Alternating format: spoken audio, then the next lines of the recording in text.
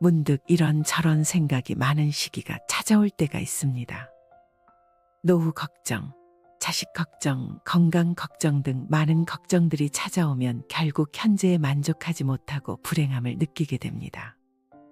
부처님은 이러한 속박에서 벗어나라고 가르칩니다. 오늘은 부처님의 말씀을 통해 진정한 내면의 행복을 만나는 방법 배우겠습니다. 자기 자신의 속박에서 벗어나라. 배움으로 바른 지혜를 따르고 뜻은 오직 바른 도를 생각하여 한마음으로 진리를 받아 그것을 즐거움으로 삼으면 번뇌는 쓰러지고 습관은 없어져 이는 이미 열반에 든 것이다. 자기 자신을 사랑하는 자는 세상에서 가장 보잘것없는 인간을 사랑하는 자라는 말이 있다. 자기에게 엄격하지 못하고 자기 자신에게 관용받게 베풀 줄 모르는 딱한 인간을 일컫는 말일 것이다. 그래서 볼테르는 자애를 최대의 아첨이라 했고 베이컨은 자기 자신을 열애하는 인간은 공공의 적이라고 말했다. 많은 사람들은 자기 부정이 자유를 저해하는 것으로 착각하고 있다. 사실은 그 길만이 사람들을 개인적 탐욕의 노예가 되는 것에서 벗어나게 하는 것인데도 그걸 미처 깨닫지 못하고 있는 것이다. 페넬롱이 말했다. 정욕은 가장 포악한 폭군이다.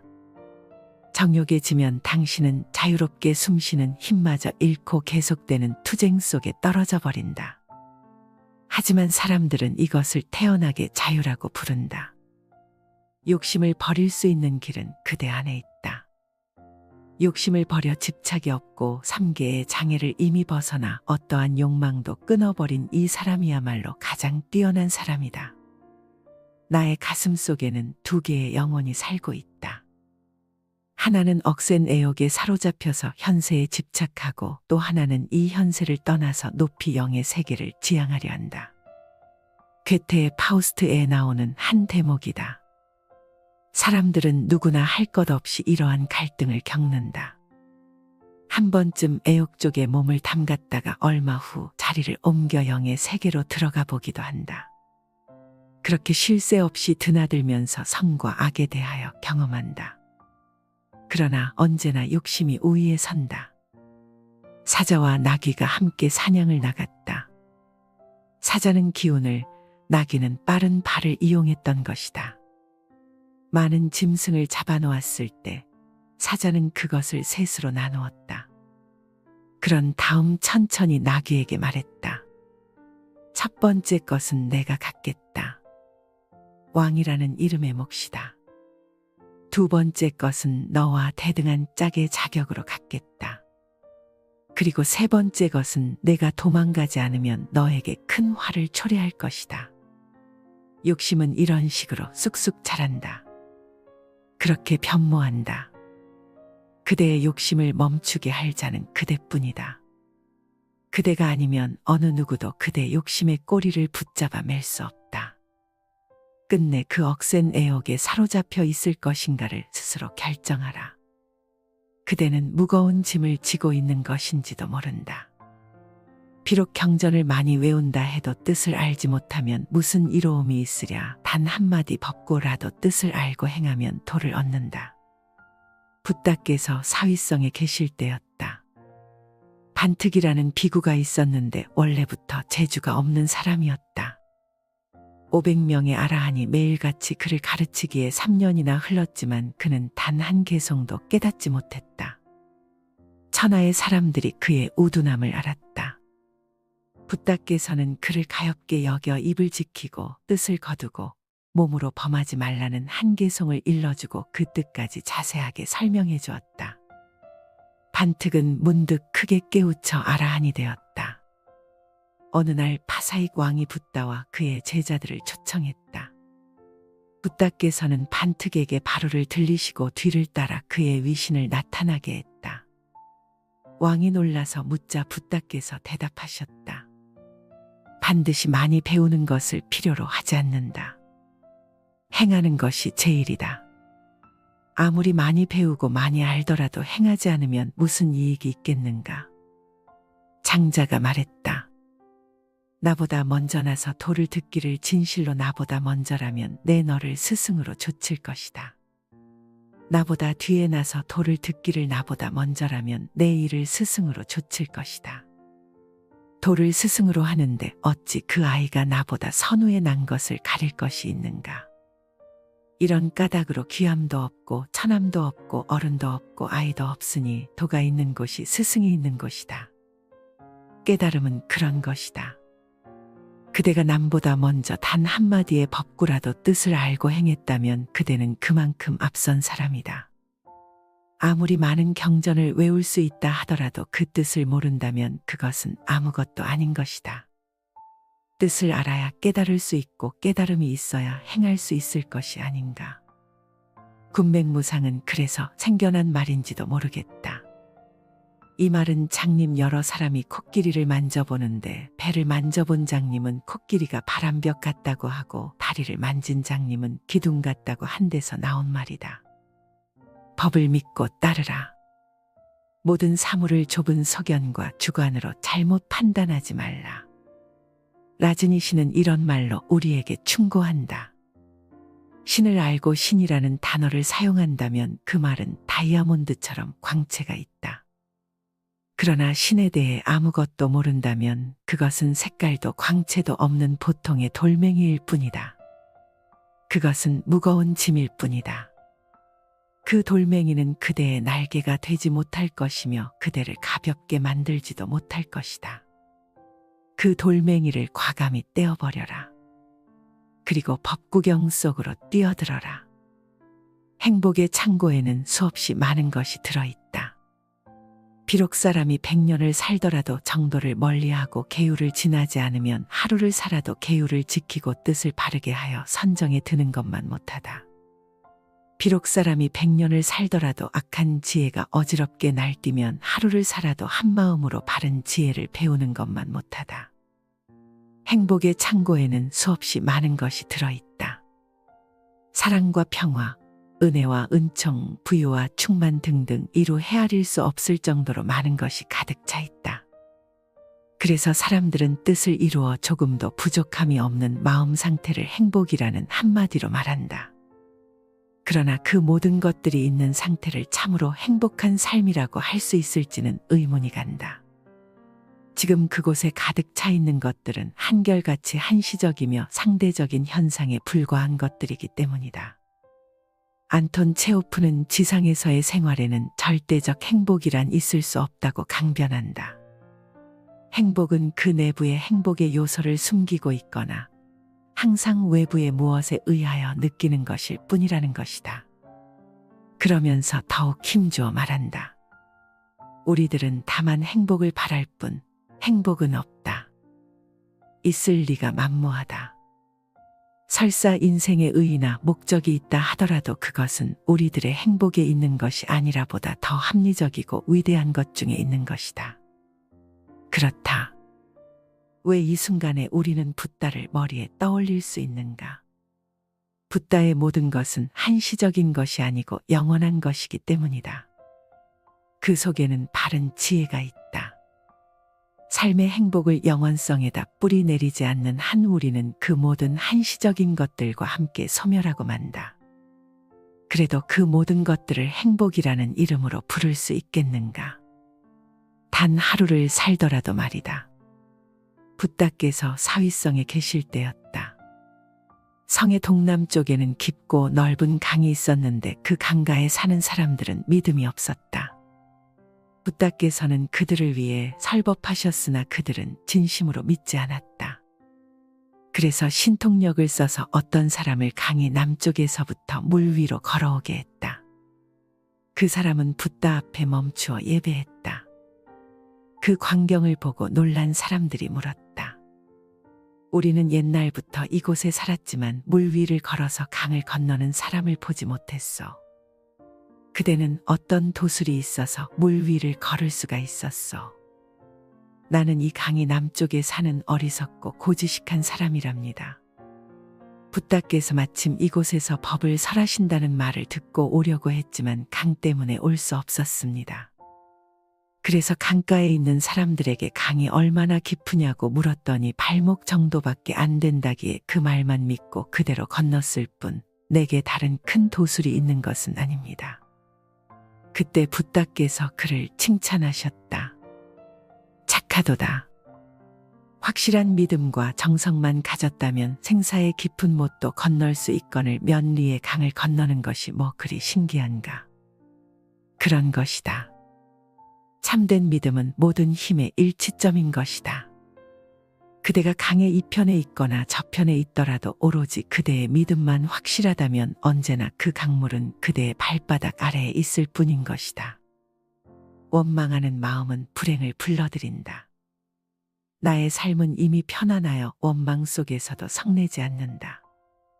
사람들마다 원망이 있지만 내가 가는 길에는 원망이 없다.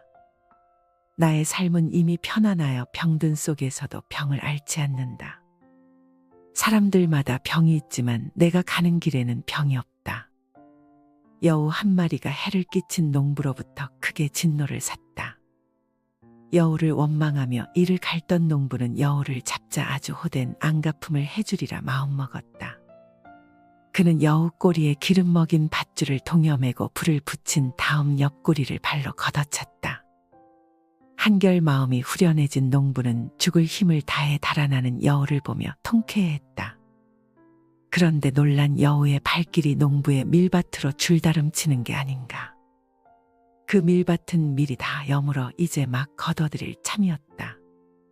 농부는 불길에 휩싸인 밀밭을 바라보며 겨우 여우의 꽁무니를 뒤쫓아가는 것이 고작이었다. 그와 같은 것이다. 원망하는 마음은 불행을 불러들인다. 그 원망이 곧장 자기 자신에게 돌아오기 때문이다. 붓다께서 말씀하셨다. 남을 원망하지 말라. 남이 나를 원망하여도 그에게 원망으로 갚지 말라. 악을 보더라도 악한 마음을 품지 말고 마땅히 교만한 마음을 굴복시켜야 한다. 원망하지도 않고 해치지도 않으면 성인의 지위에 이를 수 있다. 나쁜 마음으로 성내더라도 큰 바위처럼 마음을 흔들리지 않게 하라. 유능한 마부가 달리는 말을 멈추게 하듯 우라가 치밀어 오를 때 마음을 잘 참아 이겨야 한다. 불을 축적하듯 그렇게 즐거움을 축적하라. 굶주림은 가장 큰 병이고 행은 가장 큰 괴로움이다. 이미 이것을 확실히 알고 있다면 열반에 들어 가장 편안할 수 있다. 병이 없으면 가장 큰 이익이고 만족할 줄 아는 것은 가장 큰 부다.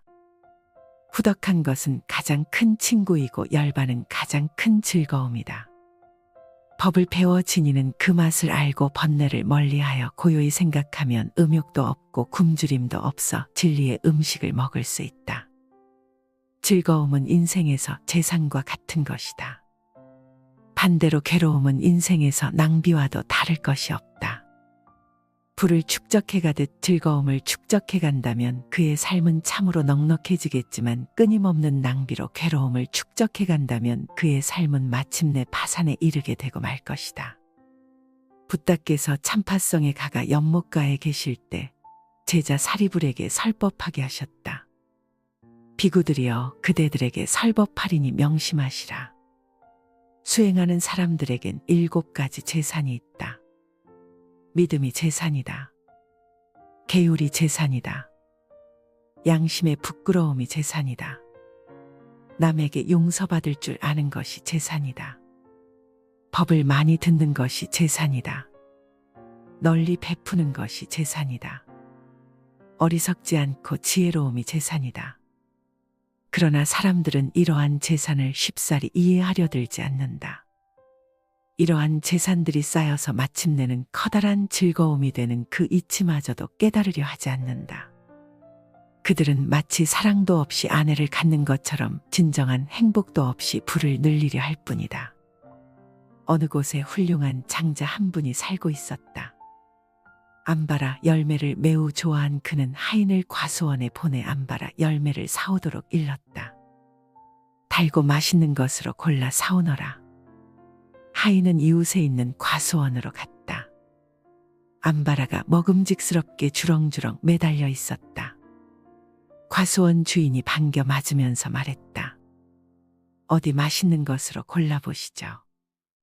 하지만 우리 집 과일은 모두 맛있답니다. 하나 따서 맛을 보시면 알 수 있을 겁니다. 하인은 암바라 열매를 따서 맛을 보았다. 참으로 맛이 있었다. 그러나 하나만으로 전체의 맛을 알 수는 없으니 모든 것을 맛본 다음에 사겠다고 했다. 과수원 주인은 이상하다는 생각을 하면서도 그렇게 해도 좋다고 말했다. 하인은 과일을 하나씩 모두 맛본 다음에 값을 치르고 집으로 돌아갔다. 하인이 사온 암바라에 하나같이 이빨 자국이 있는 것을 본 장자는 과일을 먹지 못하고 버릴 수밖에 없었다. 사람들은 도무지 믿으려 들지 않는다. 개를 지켜 마음의 안정을 얻으면 장차 큰 과보를 얻게 된다는 말씀을 듣고서도 믿으려 하지 않는다.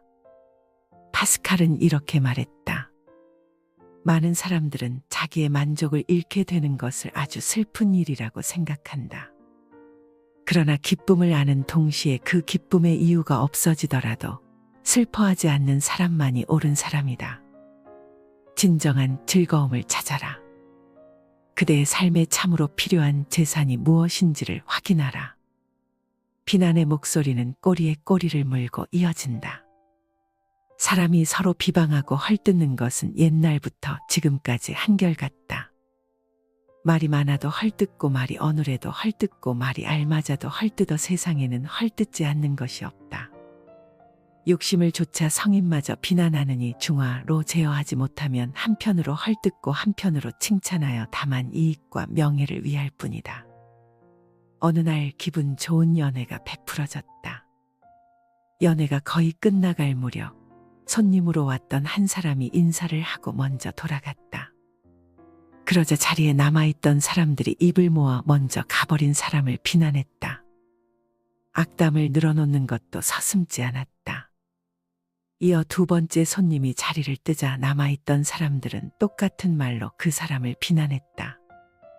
세 번째 손님도 그 다음 손님도 또 그 다음 손님도 자리를 먼저 떠난 후에는 똑같은 말로 비난받아야 했다. 이렇게 하여 많은 손님들이 모두 돌아가고 한 사람만이 자리를 지키고 있었다. 그 사람이 말했다. 미안하지만 재워줄 수 없겠습니까? 먼저 돌아간 사람들의 악담을 들은 저로서는 나도 같은 사람이 될까 두려워 돌아갈 수가 없습니다. 에픽테토스가 말했다. 사람들은 이해하지 못하기 때문에 진실을 받아들이지 못한다. 진실이 악인 것처럼 생각되어 남을 비난하거나 헐뜯는 것이다. 이런 사람들의 잘못을 비난할 것이 아니라 오히려 동정해야 한다. 그들의 양심은 병들어 있는 것과 같기 때문이다. 참는 자는 승리의 지름길로 들어선다. 욕설을 듣고 얻어맞는 일이 있어도 묵묵히 참으며 성내지 않는 사람, 이를 일러 바라문이라 한다. 해침을 받고 속임을 당하더라도 다만 계율만을 생각하며 몸을 바르게 하고 스스로 자제하면 이를 일러 바라문이라 한다. 모든 일에서 참는 것만큼 아름다운 미덕은 없다. 그것은 인생에서 때로는 오솔길도 되고 때로는 골목길도 되며 때로는 드넓은 대로가 될 수도 있다. 사람들은 살아남기 위하여 비정의 숲속을 헤맬 때도 있고 미로의 가시밭길을 헤맬 때도 있다. 그 어느 때라도 참는 자는 승리의 지름길로 들어서지만 참지 못하는 자는 슬픔의 눈물을 씹을 수밖에 없다. 욕설에 대하여, 어떤 음모에 대하여, 중상과 모략에 대하여, 비방에 대하여 우리는 그 어떤 경우에 부딪히더라도 참아내야만 한다. 왜냐하면 그것이 바로 선의 길이기 때문이다. 헉슬리는 이렇게 말했다. 진상을 규명하는 최상의 길은 아무 질문도 하지 않는 것이다. 질문을 쏘아붙이면 총격을 가하는 거나 마찬가지다. 빵 소리와 함께 모두들 도망치고 숨어버린다. 그러나 조용히 앉아 있으면 모든 조그만 사실들이 발밑에 모여들고 몰랐던 상황들이 숲속에서 몸을 드러내고 가려졌던 의도들이 슬금슬금 기어나와 바위 위에서 일광욕을 한다. 그러니 참을성만 있으면 총을 들고 덤벼드는 사람보다 훨씬 많은 것을 보고 이해하게 될 것이다. 붓다께서 사위성 기원정사에 계실 때였다. 어느 날 젊은 바람은 빈기가가 붓다를 맞대고 추악한 말로 욕을 퍼부었다. 붓다께서 바라문에게 말씀하셨다. 너의 집에 좋은 일이 있을 때 일가 친척을 초청하고 많은 음식을 장만했으나 친척들이 먹지 않으면 그 음식은 어떻게 되겠느냐? 친척들이 음식을 먹지 않으면 도로 내 것이 됩니다. 내가 지금 나를 맞대어 욕하고 꾸짖었으나 내가 그것을 받지 않는다면 그 험한 말과 욕은 누구에게로 돌아가겠느냐? 붓다께서는 계속하여 말씀하셨다. 남이 꾸짖으면 나 또한 꾸짖고, 남이 성내면 같이 성내고, 남이 때리면 같이 때리고, 남이 시비하면 같이 시비하는 것은 서로 갚은 것이여 주는 것이다. 그러나 남이 꾸짖어도 그것을 같이 꾸짖지 않으며, 성을 내도 같이 성내지 않고 때려도 같이 때리지 않으며 시비를 해와도 같이 시비하지 않으면 그것은 갚는 것이 아니고 주는 것도 아니다. 빈기가는 다시 여쭈었다. 고타마께서는 지금 성냄이 있습니까? 붓다께서 개성으로 말씀하셨다. 화낼 마음이 없는데 어찌 화가 나겠는가? 바른 생활로 화냄을 항복받고 바른 지혜로서 마음이 걸림없이 자유로우니 지혜로운 이에겐 성냄이 없느니라. 증오를 증오로 갚는 사람, 그는 악한 사람이니라. 기쁨과 슬픔이 있어 마침내 삶이 있는 것이다. 어리석은 사람 욕심에 날뛰다가 함정에 빠져 고통받는 것 보고 오로지 저 언덕을 건너기 위해 다른 말 좋아하지 않고 모든 집착을 떠난 사람, 이를 일러 바라문이라 한다. 은혜와 사랑을 끊어버리고 집을 떠나 욕심이 없으며 욕망의 존재를 이미 다 버린 사람, 이를 일러 바라문이라 한다. 세상의 모든 욕망을 버리고 집을 떠나 비구가 되어 애역의 뿌리를 완전히 제거한 사람, 이를 일러 바라문이라 한다. 사람들의 속박을 이미 떠나고 신들의 속박에도 걸리지 않고 모든 속박을 모조리 벗어난 사람, 이를 일러 바라문이라 한다. 아, 사리부라. 앉아있는 것만이 좌선이 아니다. 대체 좌선이란 생사를 거듭하는 미혹의 세계에 있으면서도 몸이나 마음의 작용을 나타내지 않을 때 이것을 좌선이라 하는 것이다.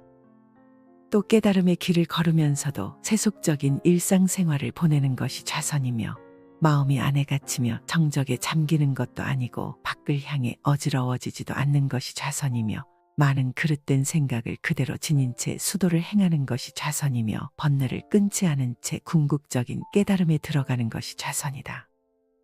유마경에서 유마거사와 붓다의 제자 사리불의 대화 중에 나오는 한 대목이다. 세상이 괴로움과 번뇌투성이란 것을 모르고서야 어떤 깨달음을 얻어낼 수 있을 것인가. 세상의 일상생활을 모르고서 선과 악의 앞뒤를 모르고서야 어떻게 깨달음이라는 경지를 이끌어낼 수 있을 것인가. 마조도일이 스님이 된 후 젊은 나이로 밤낮 없이 수행에 정진한다는 소문이 마침내 회양의 귀에까지 들어가게 되었다. 하루는 회양이 마조가 수행하고 있는 암자에 들렀다. 회양이 도착하여 오랜 시간을 지켜보고 있는데도 마조는 오로지 좌선에만 몰두하고 있었다. 이윽고 저녁 무렵이 되어서야 자리에서 일어나는 마조를 보고 회양이 물었다. 젊은 수자여, 무엇이 되고자 그토록 열심히 좌선에 몰두하는가? 다만 한 가지 부처가 되기 위해 좌선할 뿐입니다. 그러자 회양은 벽돌 하나를 집어들더니 무턱대고 바위에 대고 갈기 시작했다. 그것을 지켜보던 마조는 궁금증을 이기지 못해 열심히 벽돌을 갈고 있는 스님에게 물었다. 스님, 벽돌은 갈아서 무엇에 쓰시려는지요? 거울을 만들 참일세. 마조가 웃으면서 말했다. 스님, 아무리 그 벽돌을 간들 어떻게 그것이 거울이 될 수 있습니까? 회양이 정색하며 말했다. 벽돌을 갈아 거울을 만들지 못하는 것처럼 좌선만 한다고 부처가 될 턱이 있겠는가? 그런 것이다. 강물은 굽이굽이 흘러가지 않고서는 바다에 이를 수 없다. 꽃은 비바람 찬서리를 이겨내지 못하고서는 그 아름다움을 활짝 피워 보일 수 없다. 자기 자신의 속박에서 벗어나라. 배움으로 바른 지혜를 따르고 뜻은 오직 바른 도를 생각하여 한마음으로 진리를 받아 그것을 즐거움으로 삼으면 번뇌는 쓰러지고 습관은 없어져 이는 이미 열반에 든 것이다. 자기 자신을 사랑하는 자는 세상에서 가장 보잘것없는 인간을 사랑하는 자라는 말이 있다. 자기에게 엄격하지 못하고 자기 자신에게 관용받게 베풀 줄 모르는 딱한 인간을 일컫는 말일 것이다. 그래서 볼테르는 자애를 최대의 아첨이라 했고 베이컨은 자기 자신을 열애하는 인간은 공공의 적이라고 말했다. 많은 사람들은 자기 부정이 자유를 저해하는 것으로 착각하고 있다. 사실은 그 길만이 사람들을 개인적 탐욕의 노예가 되는 것에서 벗어나게 하는 것인데도 그걸 미처 깨닫지 못하고 있는 것이다. 페넬롱이 말했다. 정욕은 가장 포악한 폭군이다. 정욕에 지면 당신은 자유롭게 숨쉬는 힘마저 잃고 계속되는 투쟁 속에 떨어져 버린다. 하지만 사람들은 이것을 태연하게 자유라고 부른다. 욕심을 버릴 수 있는 길은 그대 안에 있다. 욕심을 버려 집착이 없고 삼계의 장애를 이미 벗어나 어떠한 욕망도 끊어버린 이 사람이야말로 가장 뛰어난 사람이다. 나의 가슴 속에는 두 개의 영혼이 살고 있다.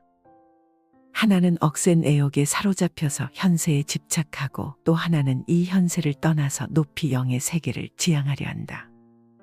괴테의 파우스트에 나오는 한 대목이다. 사람들은 누구나 할 것 없이 이러한 갈등을 겪는다. 한 번쯤 애욕 쪽에 몸을 담갔다가 얼마 후 자리를 옮겨 영의 세계로 들어가 보기도 한다. 그렇게 쉴 새 없이 드나들면서 선과 악에 대하여 경험한다. 그러나 언제나 욕심이 우위에 선다. 사자와 나귀가 함께 사냥을 나갔다. 사자는 기운을, 나귀는 빠른 발을 이용했던 것이다. 많은 짐승을 잡아놓았을 때 사자는 그것을 셋으로 나누었다. 그런 다음 천천히 나귀에게 말했다. 첫 번째 것은 내가 갖겠다. 왕이라는 이름의 몫이다. 두 번째 것은 너와 대등한 짝의 자격으로 갖겠다. 그리고 세 번째 것은 내가 도망가지 않으면 너에게 큰 화를 초래할 것이다. 욕심은 이런 식으로 쑥쑥 자란다. 그렇게 변모한다. 그대의 욕심을 멈추게 할 자는 그대뿐이다. 그대가 아니면 어느 누구도 그대 욕심의 꼬리를 붙잡아 맬 수 없다. 끝내 그 억센 애욕에 사로잡혀 있을 것인가를 스스로 결정하라. 그대는 무거운 짐을 지고 있는 것인지도 모른다.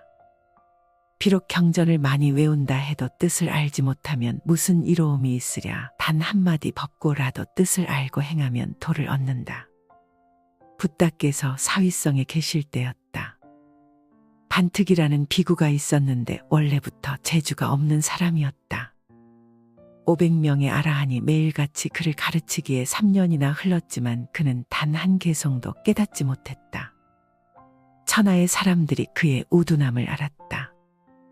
붓다께서는 그를 가엾게 여겨 입을 지키고 뜻을 거두고 몸으로 범하지 말라는 한 개성을 일러주고 그 뜻까지 자세하게 설명해 주었다. 반특은 문득 크게 깨우쳐 아라한이 되었다. 어느 날 파사익 왕이 붓다와 그의 제자들을 초청했다. 붓다께서는 반특에게 바로를 들리시고 뒤를 따라 그의 위신을 나타나게 했다. 왕이 놀라서 묻자 붓다께서 대답하셨다. 반드시 많이 배우는 것을 필요로 하지 않는다. 행하는 것이 제일이다. 아무리 많이 배우고 많이 알더라도 행하지 않으면 무슨 이익이 있겠는가. 장자가 말했다. 나보다 먼저 나서 도를 듣기를 진실로 나보다 먼저라면 내 너를 스승으로 좇을 것이다. 나보다 뒤에 나서 도를 듣기를 나보다 먼저라면 내 이를 스승으로 좇을 것이다. 도를 스승으로 하는데 어찌 그 아이가 나보다 선후에 난 것을 가릴 것이 있는가. 이런 까닭으로 귀함도 없고 천함도 없고 어른도 없고 아이도 없으니 도가 있는 곳이 스승이 있는 곳이다. 깨달음은 그런 것이다. 그대가 남보다 먼저 단 한마디의 법구라도 뜻을 알고 행했다면 그대는 그만큼 앞선 사람이다. 아무리 많은 경전을 외울 수 있다 하더라도 그 뜻을 모른다면 그것은 아무것도 아닌 것이다. 뜻을 알아야 깨달을 수 있고 깨달음이 있어야 행할 수 있을 것이 아닌가. 군맹무상은 그래서 생겨난 말인지도 모르겠다. 이 말은 장님 여러 사람이 코끼리를 만져보는데 배를 만져본 장님은 코끼리가 바람벽 같다고 하고 다리를 만진 장님은 기둥 같다고 한 데서 나온 말이다. 법을 믿고 따르라. 모든 사물을 좁은 소견과 주관으로 잘못 판단하지 말라. 라즈니 씨는 이런 말로 우리에게 충고한다. 신을 알고 신이라는 단어를 사용한다면 그 말은 다이아몬드처럼 광채가 있다. 그러나 신에 대해 아무것도 모른다면 그것은 색깔도 광채도 없는 보통의 돌멩이일 뿐이다. 그것은 무거운 짐일 뿐이다. 그 돌멩이는 그대의 날개가 되지 못할 것이며 그대를 가볍게 만들지도 못할 것이다. 그 돌멩이를 과감히 떼어버려라. 그리고 법구경 속으로 뛰어들어라. 행복의 창고에는 수없이 많은 것이 들어있다. 비록 사람이 100년을 살더라도 정도를 멀리하고 계율을 지나지 않으면 하루를 살아도 계율을 지키고 뜻을 바르게 하여 선정에 드는 것만 못하다.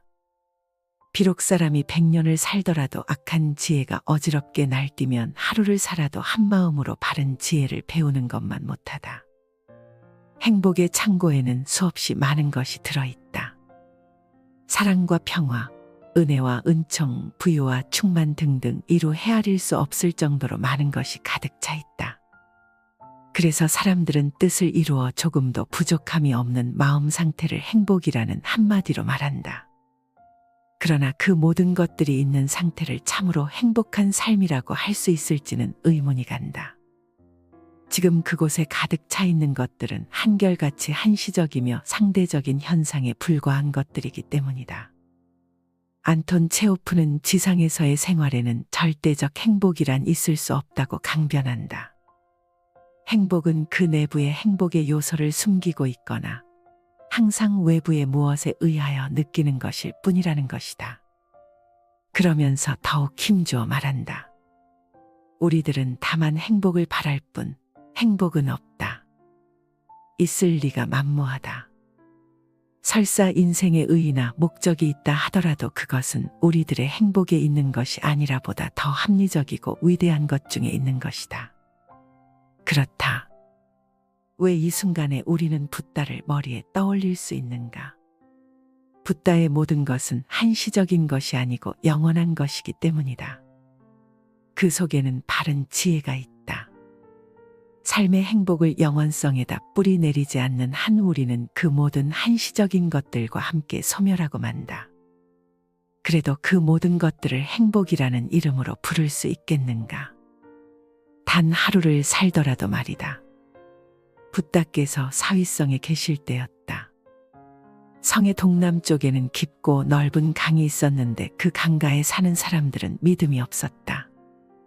붓다께서는 그들을 위해 설법하셨으나 그들은 진심으로 믿지 않았다. 그래서 신통력을 써서 어떤 사람을 강의 남쪽에서부터 물 위로 걸어오게 했다. 그 사람은 붓다 앞에 멈추어 예배했다. 그 광경을 보고 놀란 사람들이 물었다. 우리는 옛날부터 이곳에 살았지만 물 위를 걸어서 강을 건너는 사람을 보지 못했어. 그대는 어떤 도술이 있어서 물 위를 걸을 수가 있었어. 나는 이 강이 남쪽에 사는 어리석고 고지식한 사람이랍니다. 붓다께서 마침 이곳에서 법을 설하신다는 말을 듣고 오려고 했지만 강 때문에 올 수 없었습니다. 그래서 강가에 있는 사람들에게 강이 얼마나 깊으냐고 물었더니 발목 정도밖에 안 된다기에 그 말만 믿고 그대로 건넜을 뿐 내게 다른 큰 도술이 있는 것은 아닙니다. 그때 붓다께서 그를 칭찬하셨다. 착하도다. 확실한 믿음과 정성만 가졌다면 생사의 깊은 못도 건널 수 있거늘 면리의 강을 건너는 것이 뭐 그리 신기한가. 그런 것이다. 참된 믿음은 모든 힘의 일치점인 것이다. 그대가 강의 이편에 있거나 저편에 있더라도 오로지 그대의 믿음만 확실하다면 언제나 그 강물은 그대의 발바닥 아래에 있을 뿐인 것이다. 원망하는 마음은 불행을 불러들인다. 나의 삶은 이미 편안하여 원망 속에서도 성내지 않는다. 사람들마다 원망이 있지만 내가 가는 길에는 원망이 없다. 나의 삶은 이미 편안하여 병든 속에서도 병을 앓지 않는다. 사람들마다 병이 있지만 내가 가는 길에는 병이 없다. 여우 한 마리가 해를 끼친 농부로부터 크게 진노를 샀다. 여우를 원망하며 이를 갈던 농부는 여우를 잡자 아주 호된 안갚음을 해주리라 마음먹었다. 그는 여우 꼬리에 기름 먹인 밧줄을 동여매고 불을 붙인 다음 옆구리를 발로 걷어찼다.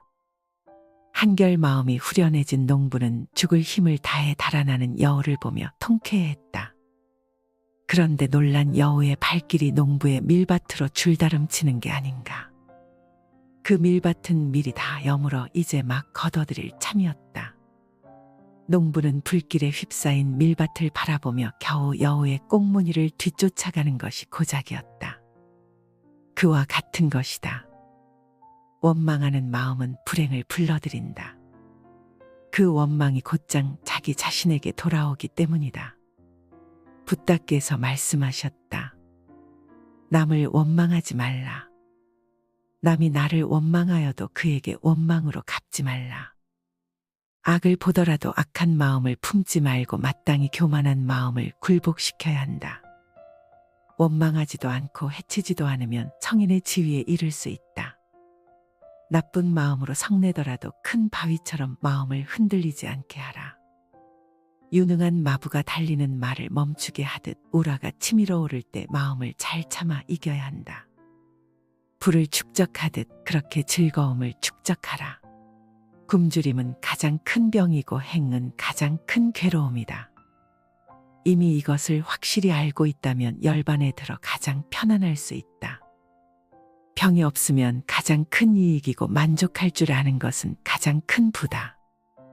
후덕한 것은 가장 큰 친구이고 열반은 가장 큰 즐거움이다. 법을 배워 지니는 그 맛을 알고 번뇌를 멀리하여 고요히 생각하면 음욕도 없고 굶주림도 없어 진리의 음식을 먹을 수 있다. 즐거움은 인생에서 재산과 같은 것이다. 반대로 괴로움은 인생에서 낭비와도 다를 것이 없다.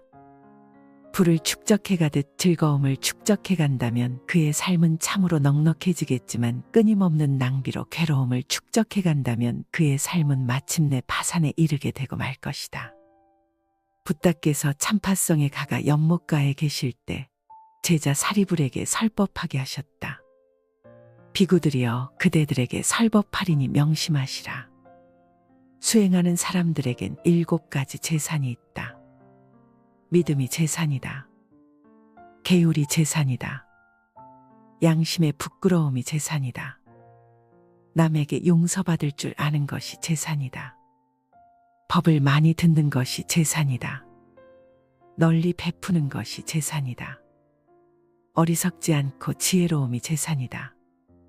그러나 사람들은 이러한 재산을 쉽사리 이해하려 들지 않는다. 이러한 재산들이 쌓여서 마침내는 커다란 즐거움이 되는 그 이치마저도 깨달으려 하지 않는다.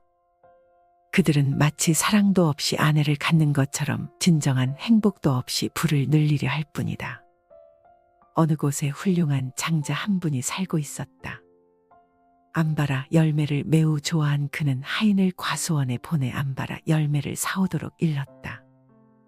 달고 맛있는 것으로 골라 사오너라. 하인은 이웃에 있는 과수원으로 갔다.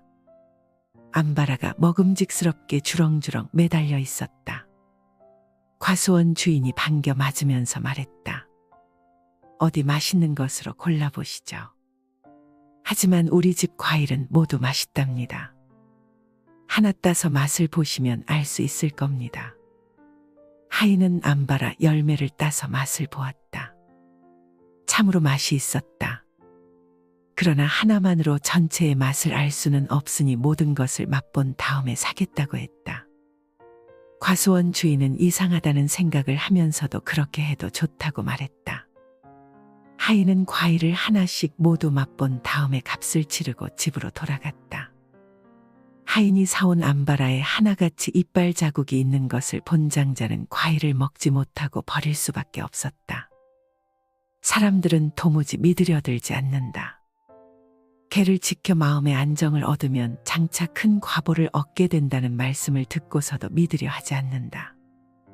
파스칼은 이렇게 말했다. 많은 사람들은 자기의 만족을 잃게 되는 것을 아주 슬픈 일이라고 생각한다.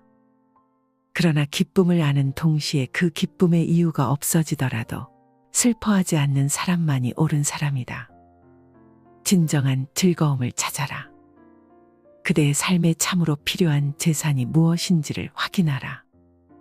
비난의 목소리는 꼬리에 꼬리를 물고 이어진다. 사람이 서로 비방하고 헐뜯는 것은 옛날부터 지금까지 한결같다. 말이 많아도 헐뜯고 말이 어눌해도 헐뜯고 말이 알맞아도 헐뜯어 세상에는 헐뜯지 않는 것이 없다. 욕심을 조차 성인마저 비난하느니 중화로 제어하지 못하면 한편으로 헐뜯고 한편으로 칭찬하여 다만 이익과 명예를 위할 뿐이다. 어느 날 기분 좋은 연회가 베풀어졌다. 연회가 거의 끝나갈 무렵 손님으로 왔던 한 사람이 인사를 하고 먼저 돌아갔다. 그러자 자리에 남아있던 사람들이 입을 모아 먼저 가버린 사람을 비난했다. 악담을 늘어놓는 것도 서슴지 않았다. 이어 두 번째 손님이 자리를 뜨자 남아있던 사람들은 똑같은 말로 그 사람을 비난했다. 세 번째 손님도 그 다음 손님도 또 그 다음 손님도 자리를 먼저 떠난 후에는 똑같은 말로 비난받아야 했다. 이렇게 하여 많은 손님들이 모두 돌아가고 한 사람만이 자리를 지키고 있었다. 그 사람이 말했다. 미안하지만 재워줄 수 없겠습니까? 먼저 돌아간 사람들의 악담을 들은 저로서는 나도 같은 사람이 될까 두려워 돌아갈 수가 없습니다. 에픽테토스가 말했다. 사람들은 이해하지 못하기 때문에 진실을 받아들이지 못한다. 진실이 악인 것처럼 생각되어 남을 비난하거나 헐뜯는 것이다. 이런 사람들의 잘못을 비난할 것이 아니라 오히려 동정해야 한다. 그들의 양심은 병들어 있는 것과 같기 때문이다. 참는 자는 승리의 지름길로 들어선다. 욕설을 듣고 얻어맞는 일이 있어도 묵묵히 참으며 성내지 않는 사람, 이를 일러 바라문이라 한다. 해침을 받고 속임을 당하더라도 다만 계율만을 생각하며 몸을 바르게 하고 스스로 자제하면 이를 일러 바라문이라 한다. 모든 일에서 참는 것만큼 아름다운 미덕은 없다. 그것은 인생에서 때로는 오솔길도 되고 때로는 골목길도 되며 때로는 드넓은 대로가 될 수도 있다. 사람들은 살아남기 위하여 비정의 숲속을 헤맬 때도 있고 미로의 가시밭길을 헤맬 때도 있다. 그 어느 때라도 참는 자는 승리의 지름길로 들어서지만 참지 못하는 자는 슬픔의 눈물을 씹을 수밖에 없다. 욕설에 대하여, 어떤 음모에 대하여, 중상과 모략에 대하여, 비방에 대하여 우리는 그 어떤 경우에 부딪히더라도 참아내야만 한다. 왜냐하면 그것이 바로 선의 길이기 때문이다. 헉슬리는 이렇게 말했다.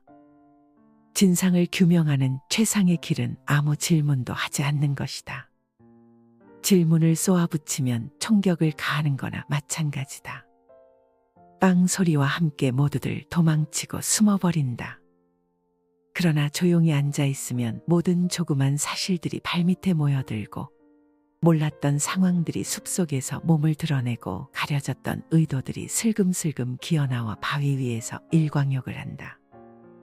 그러니 참을성만 있으면 총을 들고 덤벼드는 사람보다 훨씬 많은 것을 보고 이해하게 될 것이다. 붓다께서 사위성 기원정사에 계실 때였다. 어느 날 젊은 바람은 빈기가가 붓다를 맞대고 추악한 말로 욕을 퍼부었다. 붓다께서 바라문에게 말씀하셨다. 너의 집에 좋은 일이 있을 때 일가 친척을 초청하고 많은 음식을 장만했으나 친척들이 먹지 않으면 그 음식은 어떻게 되겠느냐?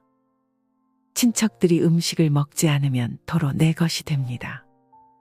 내가 지금 나를 맞대어 욕하고 꾸짖었으나 내가 그것을 받지 않는다면 그 험한 말과 욕은 누구에게로 돌아가겠느냐.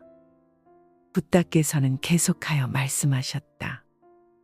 남이 꾸짖으면 나 또한 꾸짖고, 남이 성내면 같이 성내고, 남이 때리면 같이 때리고, 남이 시비하면 같이 시비하는 것은 서로 갚은 것이요 주는 것이다. 그러나 남이 꾸짖어도 그것을 같이 꾸짖지 않으며, 성을 내도 같이 성내지 않고, 때려도 같이 때리지 않으며, 시비를 해와도 같이 시비하지 않으면 그것은 갚는 것이 아니고 주는 것도 아니다. 빈기가는 다시 여쭈었다. 고타마께서는 지금 성냄이 있습니까? 붓다께서 개성으로 말씀하셨다. 화낼 마음이 없는데 어찌 화가 나겠는가? 바른 생활로 화냄을 항복받고 바른 지혜로서 마음이 걸림없이 자유로우니 지혜로운 이에겐 성냄이 없느니라. 증오를 증오로 갚는 사람, 그는 악한 사람이니라. 기쁨과 슬픔이 있어 마침내 삶이 있는 것이다. 어리석은 사람 욕심에 날뛰다가 함정에 빠져 고통받는 것 보고 오로지 저 언덕을 건너기 위해 다른 말 좋아하지 않고 모든 집착을 떠난 사람, 이를 일러 바라문이라 한다. 은혜와 사랑을 끊어버리고 집을 떠나 욕심이 없으며 욕망의 존재를 이미 다 버린 사람, 이를 일러 바라문이라 한다. 세상의 모든 욕망을 버리고 집을 떠나 비구가 되어 애역의 뿌리를 완전히 제거한 사람, 이를 일러 바라문이라 한다. 사람들의 속박을 이미 떠나고 신들의 속박에도 걸리지 않고 모든 속박을 모조리 벗어난 사람, 이를 일러 바라문이라 한다. 아, 사리부라, 앉아있는 것만이 좌선이 아니다. 대체 좌선이란 생사를 거듭하는 미혹의 세계에 있으면서도 몸이나 마음의 작용을 나타내지 않을 때 이것을 좌선이라 하는 것이다. 또 깨달음의 길을 걸으면서도 세속적인 일상생활을 보내는 것이 좌선이며 마음이 안에 갇히며 정적에 잠기는 것도 아니고 밖을 향해 어지러워지지도 않는 것이 좌선이며 많은 그릇된 생각을 그대로 지닌 채 수도를 행하는 것이 좌선이며 번뇌를 끊지 않은 채 궁극적인 깨달음에 들어가는 것이 좌선이다. 유마경에서 유마거사와 붓다의 제자 사리불의 대화 중에 나오는 한 대목이다. 세상이 괴로움과 번뇌투성이란 것을 모르고서야 어떤 깨달음을 얻어낼 수 있을 것인가. 세상의 일상생활을 모르고서 선과 악의 앞뒤를 모르고서야 어떻게 깨달음이라는 경지를 이끌어낼 수 있을 것인가. 마조도일이 스님이 된 후 젊은 나이로 밤낮 없이 수행에 정진한다는 소문이 마침내 회양의 귀에까지 들어가게 되었다. 하루는 회양이 마조가 수행하고 있는 암자에 들렀다. 회양이 도착하여 오랜 시간을 지켜보고 있는데도 마조는 오로지 좌선에만 몰두하고 있었다. 이윽고 저녁 무렵이 되어서야 자리에서 일어나는 마조를 보고 회양이 물었다. 젊은 수자여, 무엇이 되고자 그토록 열심히 좌선에 몰두하는가? 다만 한 가지 부처가 되기 위해 좌선할 뿐입니다. 그러자 회양은 벽돌 하나를 집어들더니 무턱대고 바위에 대고 갈기 시작했다. 그것을 지켜보던 마조는 궁금증을 이기지 못해 열심히 벽돌을 갈고 있는 스님에게 물었다. 스님, 벽돌은 갈아서 무엇에 쓰시려는지요? 거울을 만들 참일세. 마조가 웃으면서 말했다. 스님, 아무리 그 벽돌을 간들 어떻게 그것이 거울이 될 수 있습니까? 회양이 정색하며 말했다. 벽돌을 갈아 거울을 만들지 못하는 것처럼 좌선만 한다고 부처가 될 턱이 있겠는가? 그런 것이다. 강물은 굽이굽이 흘러가지 않고서는 바다에 이를 수 없다. 꽃은 비바람 찬서리를 이겨내지 못하고서는 그 아름다움을 활짝 피워 보일 수 없다. 자기 자신의 속박에서 벗어나라. 배움으로 바른 지혜를 따르고 뜻은 오직 바른 도를 생각하여 한마음으로 진리를 받아 그것을 즐거움으로 삼으면 번뇌는 쓰러지고 습관은 없어져 이는 이미 열반에 든 것이다. 자기 자신을 사랑하는 자는 세상에서 가장 보잘것없는 인간을 사랑하는 자라는 말이 있다. 자기에게 엄격하지 못하고 자기 자신에게 관용밖에 베풀 줄 모르는 딱한 인간을 일컫는 말일 것이다. 그래서 볼테르는 자해를 최대의 아첨이라 했고 베이컨은 자기 자신을 열애하는 인간은 공공의 적이라고 말했다. 많은 사람들은 자기 부정이 자유를 저해하는 것으로 착각하고 있다. 사실은 그 길만이 사람들을 개인적 탐욕의 노예가 되는 것에서 벗어나게 하는 것인데도 그걸 미처 깨닫지 못하고 있는 것이다. 페넬롱이 말했다. 정욕은 가장 포악한 폭군이다. 정욕에 지면 당신은 자유롭게 숨쉬는 힘마저 잃고 계속되는 투쟁 속에 떨어져 버린다. 하지만 사람들은 이것을 태연하게 자유라고 부른다. 욕심을 버릴 수 있는 길은 그대 안에 있다.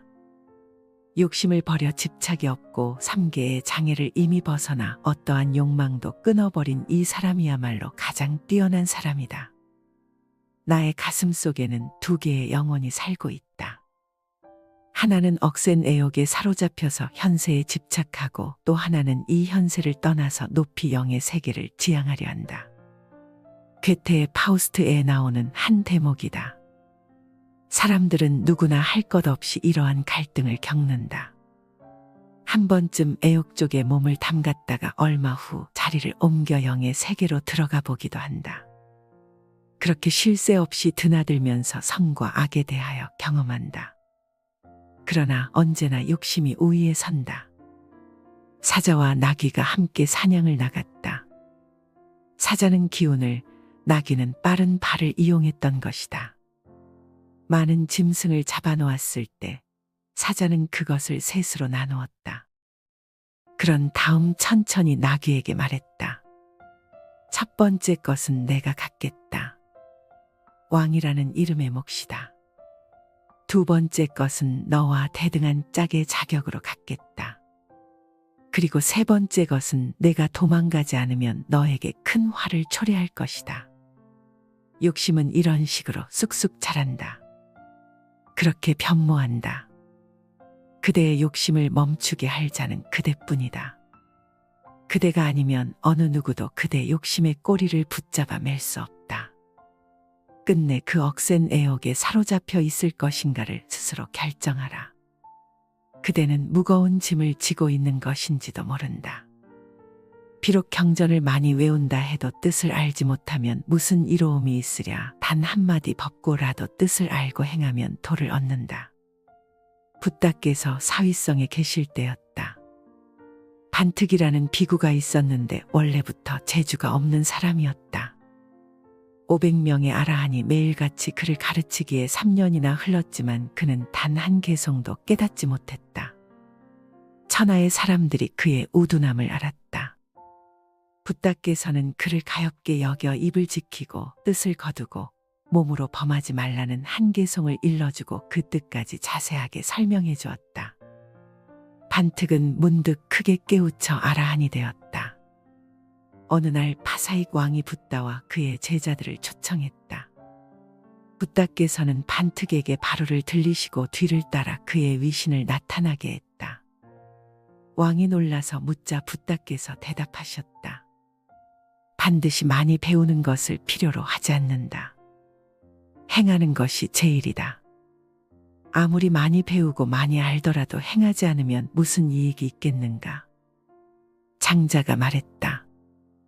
나보다 먼저 나서 도를 듣기를 진실로 나보다 먼저라면 내 너를 스승으로 좇을 것이다. 나보다 뒤에 나서 도를 듣기를 나보다 먼저라면 내 일을 스승으로 좇을 것이다. 도를 스승으로 하는데 어찌 그 아이가 나보다 선후에 난 것을 가릴 것이 있는가.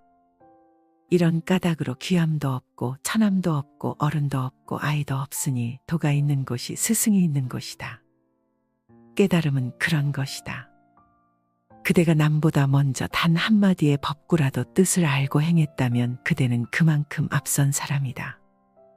아무리 많은 경전을 외울 수 있다 하더라도 그 뜻을 모른다면 그것은 아무것도 아닌 것이다. 뜻을 알아야 깨달을 수 있고 깨달음이 있어야 행할 수 있을 것이 아닌가. 군맥무상은 그래서 생겨난 말인지도 모르겠다. 이 말은 장님 여러 사람이 코끼리를 만져보는데 배를 만져본 장님은 코끼리가 바람벽 같다고 하고 다리를 만진 장님은 기둥 같다고 한 데서 나온 말이다. 법을 믿고 따르라. 모든 사물을 좁은 소견과 주관으로 잘못 판단하지 말라. 라즈니 시는 이런 말로 우리에게 충고한다. 신을 알고 신이라는 단어를 사용한다면 그 말은 다이아몬드처럼 광채가 있다. 그러나 신에 대해 아무것도 모른다면 그것은 색깔도 광채도 없는 보통의 돌멩이일 뿐이다. 그것은 무거운 짐일 뿐이다. 그 돌멩이는 그대의 날개가 되지 못할 것이며 그대를 가볍게 만들지도 못할 것이다. 그 돌멩이를 과감히 떼어버려라. 그리고 법구경 속으로 뛰어들어라. 행복의 창고에는 수없이 많은 것이 들어있다. 비록 사람이 100년을 살더라도 정도를 멀리하고 계율을 지나지 않으면 하루를 살아도 계율을 지키고 뜻을 바르게 하여 선정에 드는 것만 못하다.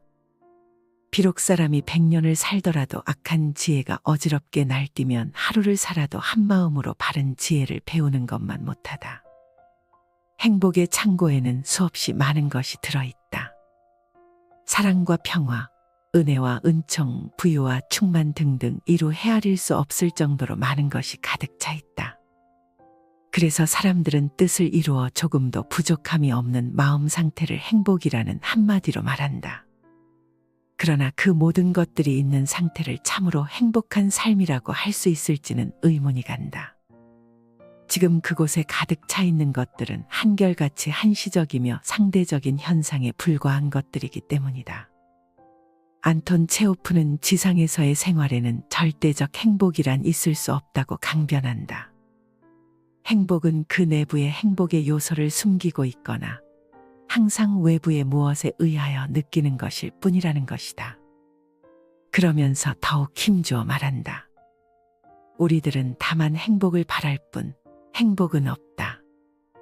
있을 리가 만무하다. 설사 인생의 의의나 목적이 있다 하더라도 그것은 우리들의 행복에 있는 것이 아니라 보다 더 합리적이고 위대한 것 중에 있는 것이다. 그렇다. 왜 이 순간에 우리는 붓다를 머리에 떠올릴 수 있는가? 붓다의 모든 것은 한시적인 것이 아니고 영원한 것이기 때문이다. 그 속에는 바른 지혜가 있다.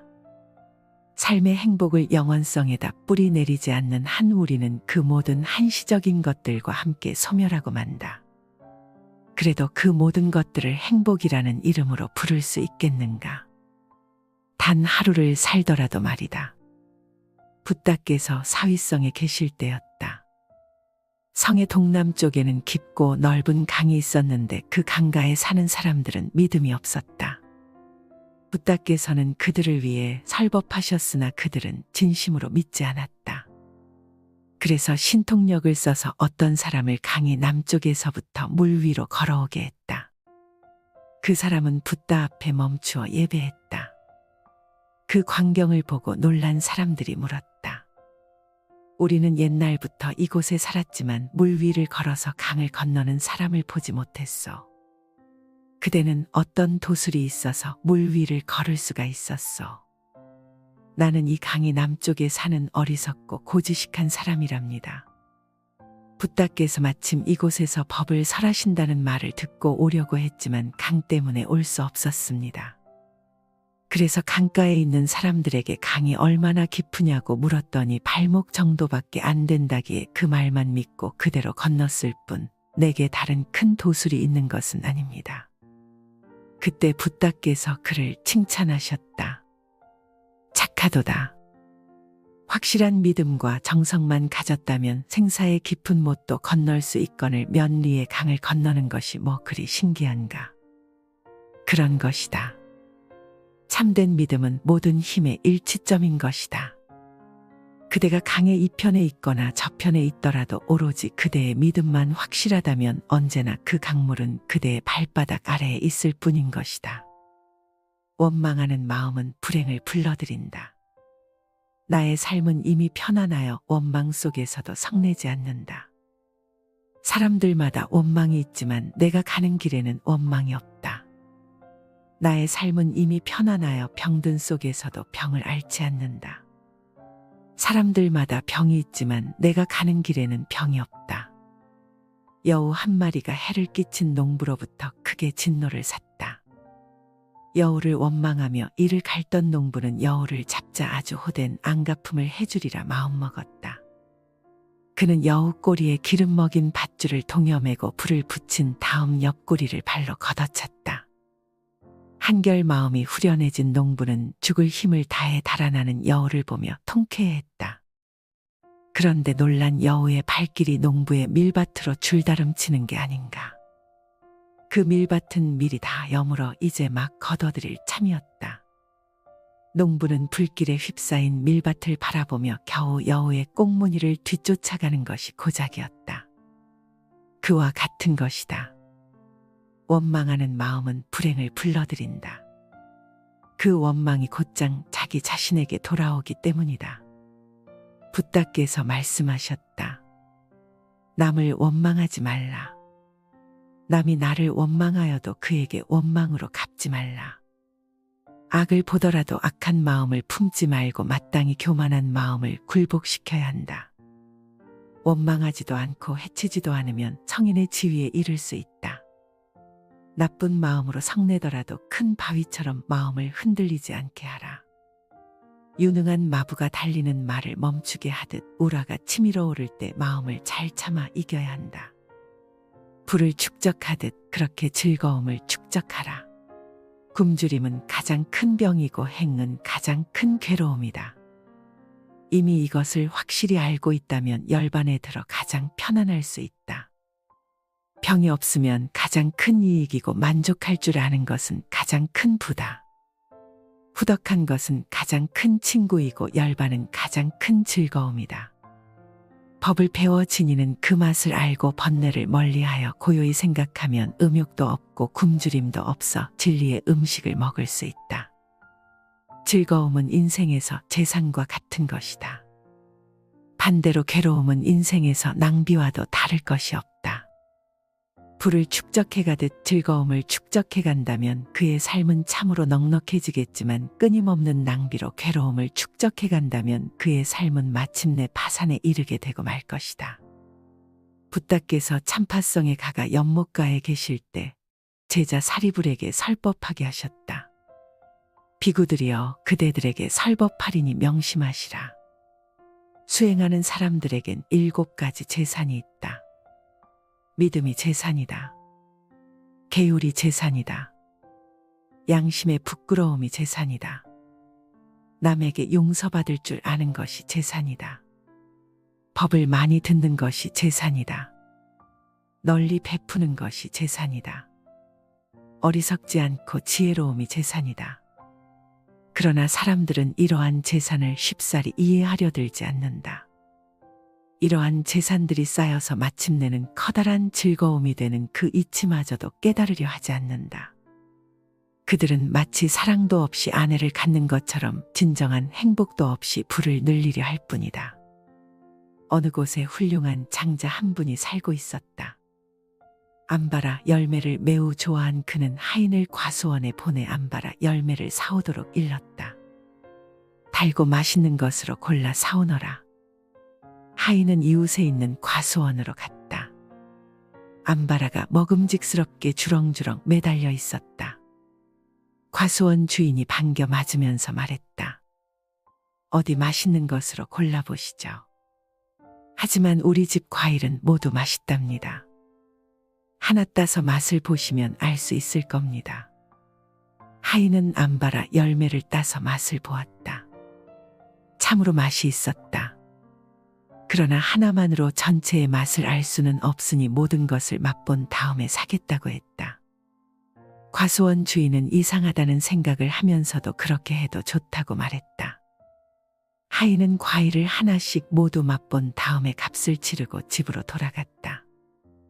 하인이 사온 암바라에 하나같이 이빨 자국이 있는 것을 본 장자는 과일을 먹지 못하고 버릴 수밖에 없었다. 사람들은 도무지 믿으려 들지 않는다. 개를 지켜 마음의 안정을 얻으면 장차 큰 과보를 얻게 된다는 말씀을 듣고서도 믿으려 하지 않는다. 파스칼은 이렇게 말했다. 많은 사람들은 자기의 만족을 잃게 되는 것을 아주 슬픈 일이라고 생각한다. 그러나 기쁨을 아는 동시에 그 기쁨의 이유가 없어지더라도 슬퍼하지 않는 사람만이 옳은 사람이다. 진정한 즐거움을 찾아라. 그대의 삶에 참으로 필요한 재산이 무엇인지를 확인하라. 비난의 목소리는 꼬리에 꼬리를 물고 이어진다. 사람이 서로 비방하고 헐뜯는 것은 옛날부터 지금까지 한결같다. 말이 많아도 헐뜯고 말이 어눌해도 헐뜯고 말이 알맞아도 헐뜯어 세상에는 헐뜯지 않는 것이 없다.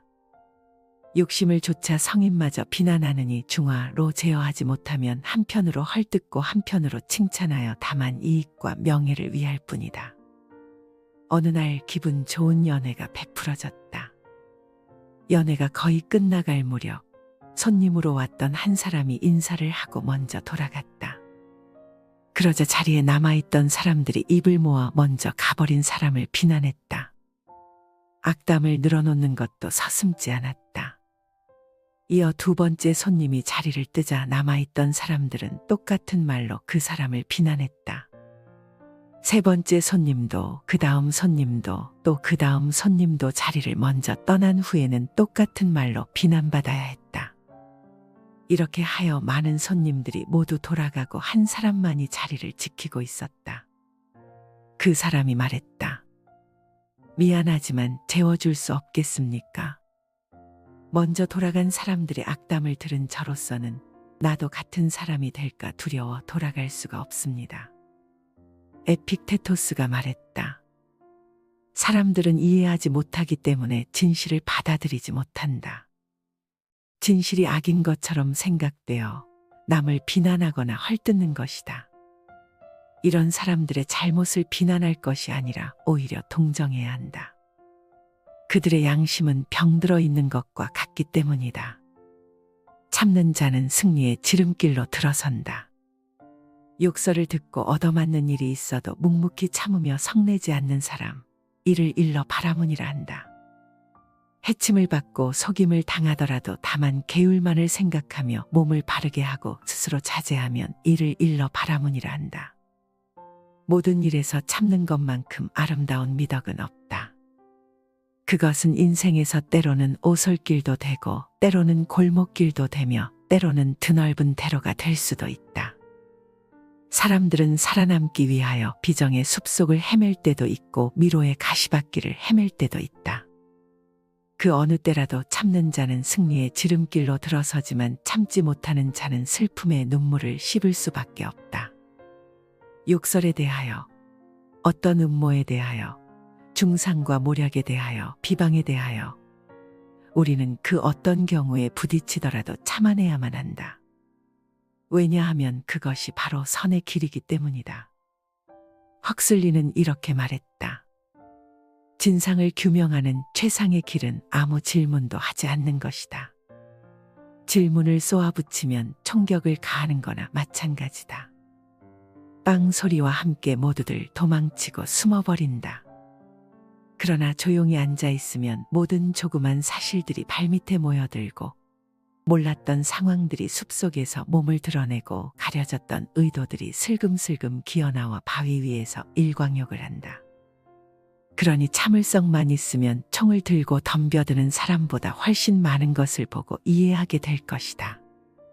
붓다께서 사위성 기원정사에 계실 때였다. 어느 날 젊은 바람은 빙기가가 붓다를 맞대고 추악한 말로 욕을 퍼부었다. 붓다께서 바라문에게 말씀하셨다. 너의 집에 좋은 일이 있을 때 일가 친척을 초청하고 많은 음식을 장만했으나 친척들이 먹지 않으면 그 음식은 어떻게 되겠느냐? 친척들이 음식을 먹지 않으면 도로 내 것이 됩니다. 내가 지금 나를 맞대어 욕하고 꾸짖었으나 내가 그것을 받지 않는다면 그 험한 말과 욕은 누구에게로 돌아가겠느냐? 붓다께서는 계속하여 말씀하셨다. 남이 꾸짖으면 나 또한 꾸짖고 남이 성내면 같이 성내고 남이 때리면 같이 때리고 남이 시비하면 같이 시비하는 것은 서로 갚은 것이어 주는 것이다. 그러나 남이 꾸짖어도 그것을 같이 꾸짖지 않으며 성을 내도 같이 성내지 않고 때려도 같이 때리지 않으며 시비를 해와도 같이 시비하지 않으면 그것은 갚는 것이 아니고 주는 것도 아니다. 빈기가는 다시 여쭈었다. 고타마께서는 지금 성냄이 있습니까? 붓다께서 개성으로 말씀하셨다. 화낼 마음이 없는데 어찌 화가 나겠는가? 바른 생활로 화냄을 항복받고 바른 지혜로서 마음이 걸림없이 자유로우니 지혜로운 이에겐 성냄이 없느니라. 증오를 증오로 갚는 사람, 그는 악한 사람이니라. 기쁨과 슬픔이 있어 마침내 삶이 있는 것이다. 어리석은 사람 욕심에 날뛰다가 함정에 빠져 고통받는 것 보고 오로지 저 언덕을 건너기 위해 다른 말 좋아하지 않고 모든 집착을 떠난 사람, 이를 일러 바라문이라 한다.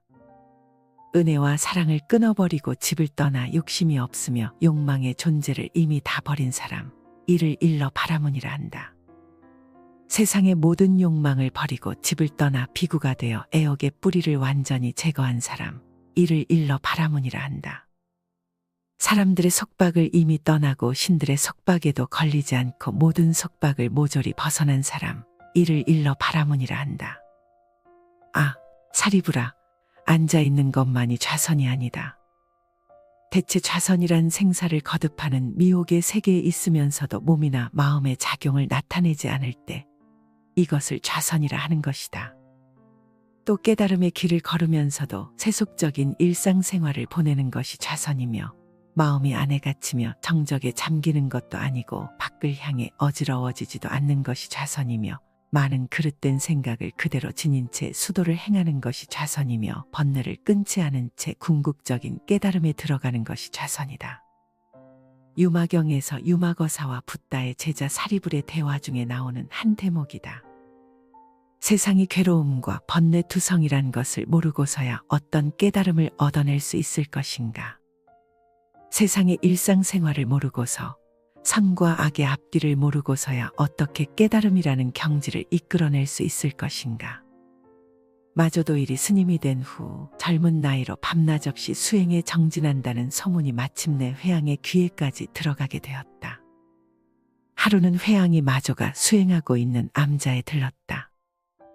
회양이 도착하여 오랜 시간을 지켜보고 있는데도 마조는 오로지 좌선에만 몰두하고 있었다. 이윽고 저녁 무렵이 되어서야 자리에서 일어나는 마조를 보고 회양이 물었다. 젊은 수자여, 무엇이 되고자 그토록 열심히 좌선에 몰두하는가? 다만 한 가지 부처가 되기 위해 좌선할 뿐입니다. 그러자 회양은 벽돌 하나를 집어들더니 무턱대고 바위에 대고 갈기 시작했다.